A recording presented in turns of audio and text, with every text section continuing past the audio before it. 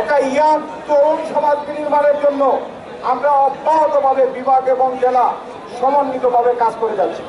প্রিয় বন্ধুগণ, রাষ্ট্রের প্রতি দৃষ্টি আকর্ষণ আজকের জেলা প্রশাসক মহোদয়ের মধ্য দিয়ে আমরা যুব এবং ক্রীড়া মন্ত্রণালয়ের যে বরাদ্দ বাজেটে এটা অত্যন্ত নগণ্য। রাষ্ট্র 2025-26 সেশনে 7,90,000 কোটি টাকা সেশন দিয়েছে।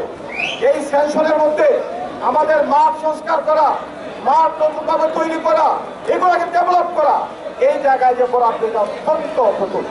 আমার আজকে একমাত্র ফোকাস একটা জায়গায়, যে আমাদের এই তরুণদেরকে যদি এই সমস্ত মাদক দ্রব্য থেকে ফিরিয়ে আনতে হয়, তাহলে তাদেরকে পড়াশোনার পাশাপাশি খেলাধুলার যথেষ্ট ইনস্ট্রুমেন্ট দিতে হবে, তাদেরকে মাঠ দিতে হবে, তাদেরকে ইনস্ট্রুমেন্ট দিতে হবে।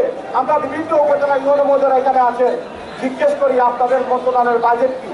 ওনারা অসহায়, 10,000 টাকা পর্যন্ত দিতে পারেন না, তো কিসের মন্ত্রণালয়?